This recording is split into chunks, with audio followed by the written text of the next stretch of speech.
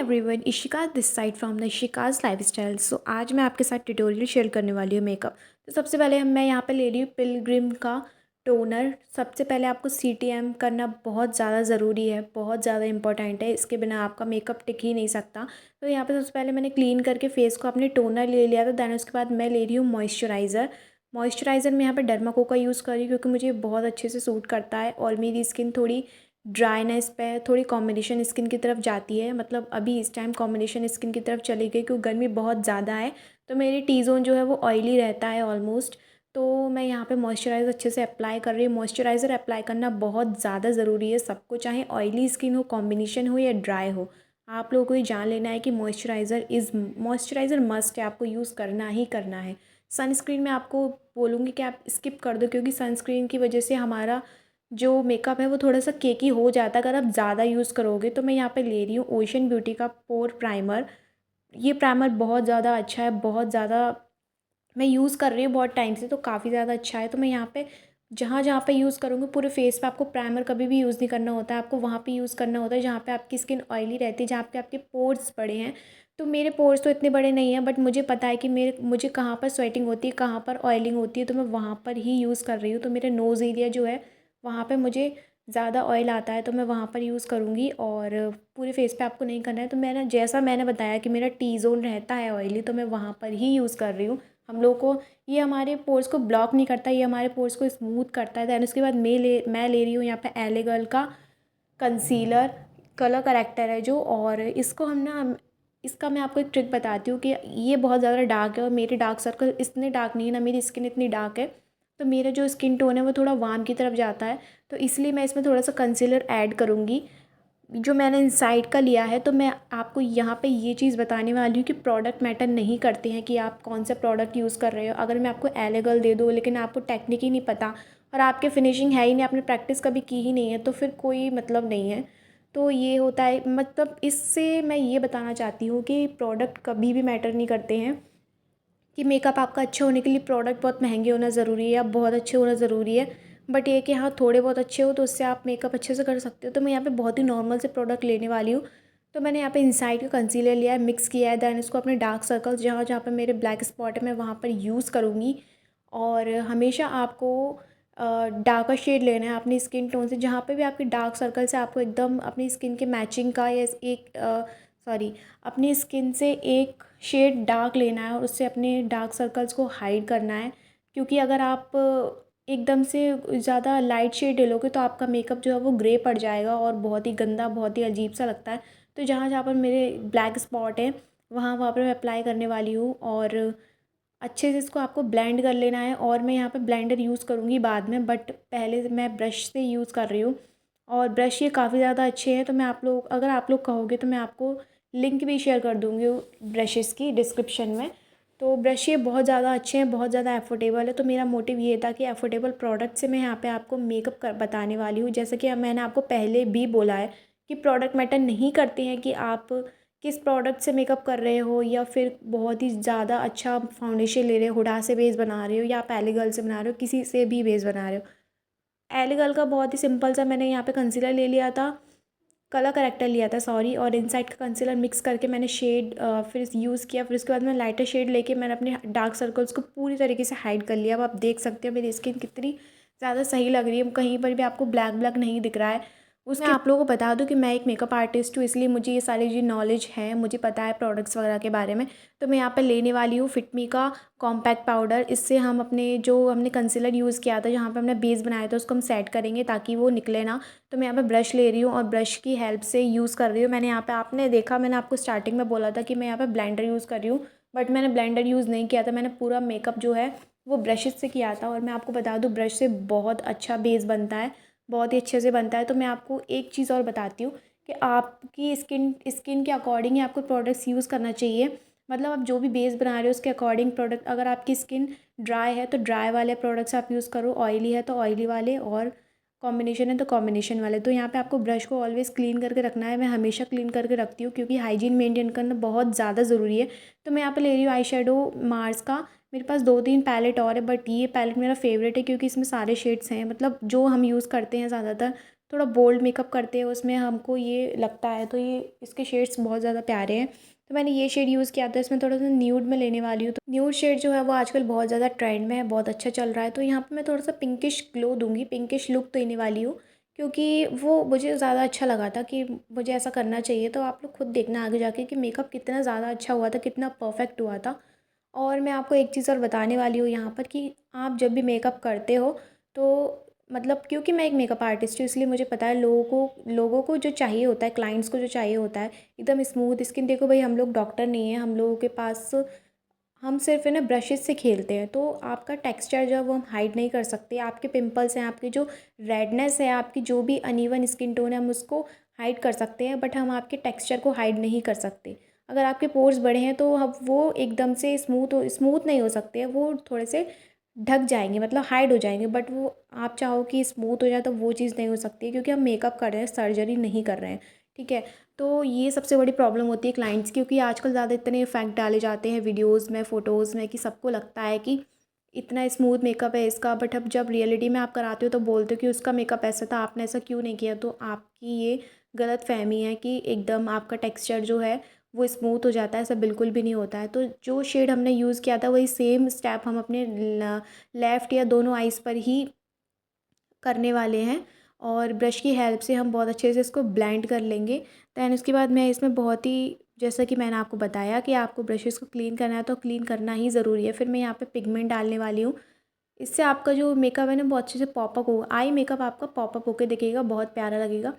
और ज़्यादा मैंने यहाँ पे ग्लिटर यूज़ नहीं किया है, क्योंकि डे मेकअप है, डे मेकअप में आपको बहुत ही नॉर्मल सटल सा मेकअप करना होता है, आपको इतना ज़्यादा हाई नहीं करना होता है। मैं आपको बता देती हूँ, ग्लिटर आपको कभी भी यूज़ नहीं करना है। अगर आप नाइट में मेकअप कर रहे हो तो ही आप ग्लिटर यूज़ करो। अगर आप नहीं कर रहे हो नाइट में मेकअप तो आप न्यूड शेड यूज़ कर सकते हो, यूज कर क्या सकते हो, आपको वही करना चाहिए, मैं ऐसा सजेशन देती हूँ आप लोगों को। सो यहाँ पे मैंने आई मेकअप कंप्लीट कर लिया है मेरा ऑलमोस्ट, और थोड़ा थोड़ा बहुत पिगमेंट डालूंगी। अब आप मेरे फेस के लुक को देख सकते हो कि आई मेकअप से हमारी आंखें कितनी अच्छी लगती है, कितनी बड़ी लगती है। फिर उसके बाद मैं यहाँ पे लेने वाली हूँ जेल लाइनर। जेल लाइनर है, ये मालियो का है, और मालियो का कुछ ब्रांड्स बहुत ज़्यादा अच्छे हैं। मैं ऐसा कोई स्पॉन्सर्ड वीडियो नहीं है ये किसी भी ब्रांड के लिए, कुछ कुछ चीज़ें इसकी बहुत ज़्यादा अच्छी हैं। तो इसमें जो काजल है वो मैंने अभी तक यूज़ नहीं किया है, मैं यहाँ पे जेल जेल काजल यूज़ करती हूँ। तो इसमें यहाँ पे आप रोज़ वाटर या टोनर मिक्स कर सकते हो, और अच्छे से आप इसको स्मज कर लेना, मतलब करके, क्योंकि मैं ये इसलिए यूज़ करती हूँ क्योंकि बहुत आसानी से स्मज हो जाता है, दैट्स वाई मैं इसको यूज़ कर रही हूँ। यहाँ पे लाइनर के लिए मैंने यहाँ पे यूज़ कर लिया ब्रश, इसी का आता है बहुत प्यारा सा। तो आप बीच से आपको स्टार्ट करना चाहिए हमेशा, ताकि आपका जो आई लाइनर है वो कभी भी उल्टा या टेढ़ा वेढ़ा ना लगे, क्योंकि लाइनर लगाने में बहुत ज़्यादा दिक्कत आती है, मुझे भी आती है। मैंने भी बहुत ज़्यादा प्रैक्टिस की है तब जाके मैं ये मेकअप सीख पाई हूँ।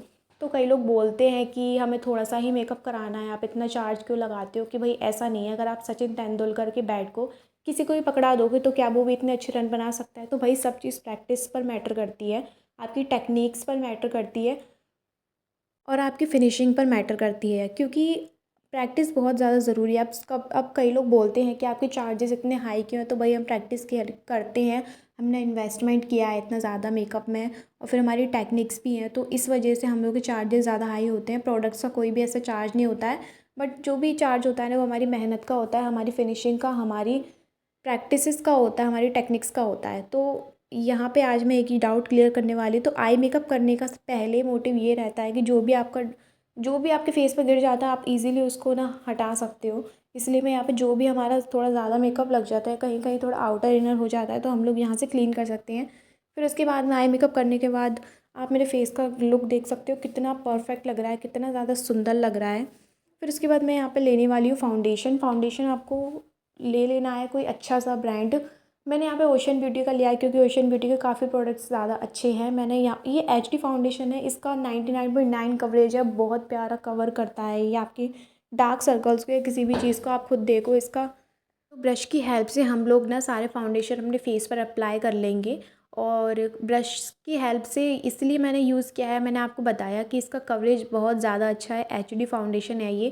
जैसे कि मैंने आपको पहले बताया कि प्रोडक्ट मैटर नहीं करता है, तो जिस टेक्निक से मैं अप्लाई कर रही हूँ उसी टेक्निक से अगर आप अप्लाई करोगे तो आपका फाउंडेशन इतना केकी नहीं होगा, और आपको ज़्यादा कभी भी प्रोडक्ट अपने फेस पर नहीं लगाना होता है। आप देखो मैं कितनी कम क्वांटिटी में ले रही हूँ, और ब्रश से अगर हम मेकअप करते हैं ना, तो ब्रश से हमारा जो प्रोडक्ट है वो थोड़ा ज़्यादा लगता है, बट मेकअप बहुत ज़्यादा अच्छा होता है। ऐसा मुझे लगता है कि ब्लेंडर से इतना अच्छे से ब्लेंड नहीं होगा, बट ब्रश की हेल्प से आप मेकअप को बहुत ज़्यादा स्मूथ और अच्छा कर सकते हो, ऐसा मुझे लगता है। क्योंकि जितनी मैंने प्रैक्टिस की है, जितना मेरा एक्सपीरियंस है, उस एक्सपीरियंस से मैं बता सकती हूँ।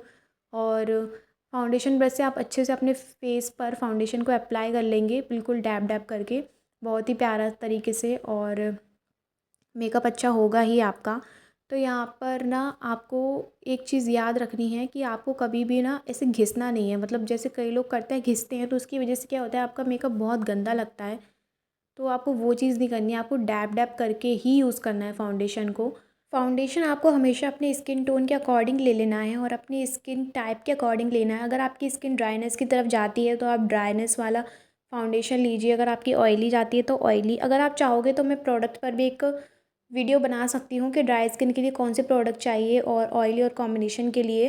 तो आपको ना कभी भी फेस पर ही अप्लाई करके नहीं छोड़ देना है, आपको नेक पर भी अप्लाई करना है, क्योंकि आप बहुत अजीब सा लगता है फेस और हमारा नेक मैच नहीं करता है। और यहाँ पे मैंने ब्लशर अप्लाई किया था, सॉरी मैं वीडियो शूट करना भूल गई थी उसका, मैंने देखा था वीडियो ऑन नहीं था। तो उससे पहले आपको क्रीम ब्लशर लेना है, क्योंकि मेरी क्रीम ब्लशर को आप ब्रश की हेल्प से ब्लेंड कर लो, देन उसके बाद मैं आपको आगे की प्रोसेस बताने वाली हूँ। तो क्रीम क्रीम ब्लशर जो है ना, वो मैंने इनसाइड का लिया था, वही सेम प्रोसेस करेंगे, अपने ब्रश को क्लीन करेंगे, देन उसके बाद हम इसको रखेंगे और फिर उसके बाद हम इसको वॉश भी करेंगे बाद में।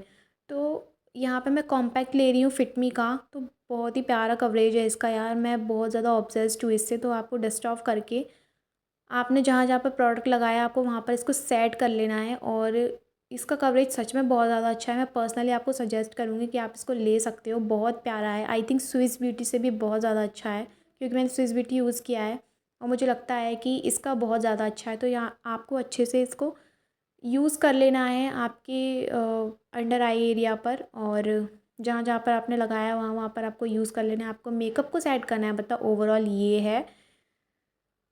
ब्लश लगाने के भी बहुत तरीके होते हैं। ब्लशर लगाने का भी तरीका होता है, आपके फेस के अकॉर्डिंग ब्लशर लगाया जाता है कि आपका फेस किस शेप में है।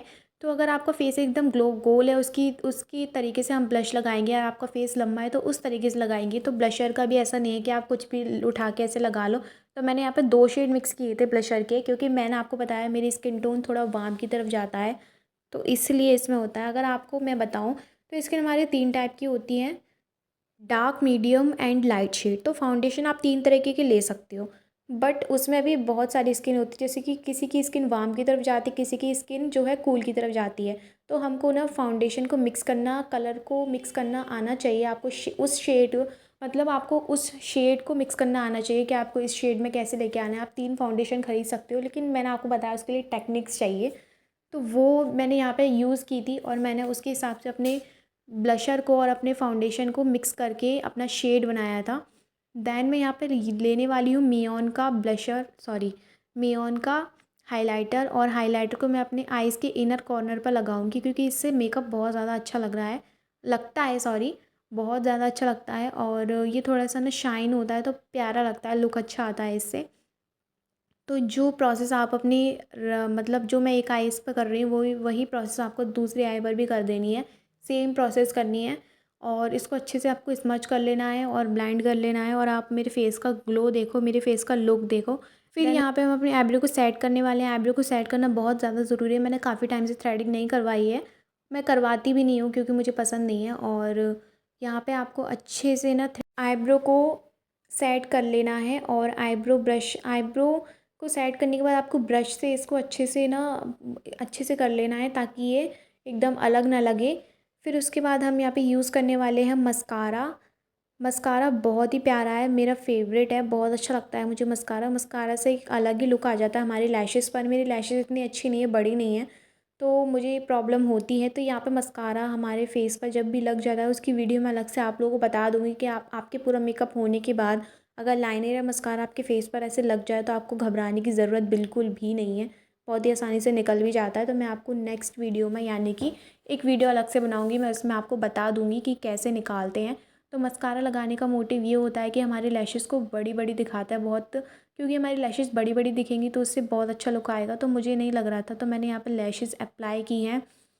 लैशेस को आपको अच्छे से ग्लू लगाने के बाद ना सेमी ड्राई होने तक रुकना है। सेमी ड्राई होने के बाद आपको अपनी आइज़ पर अप्लाई करना है और उसके बाद छोड़ देना है। लैशेस लगाना बहुत ही ज़्यादा सिंपल है। अगर आपको सीखना है तो मैं अलग से वीडियो अपलोड कर दूँगी उसके लिए।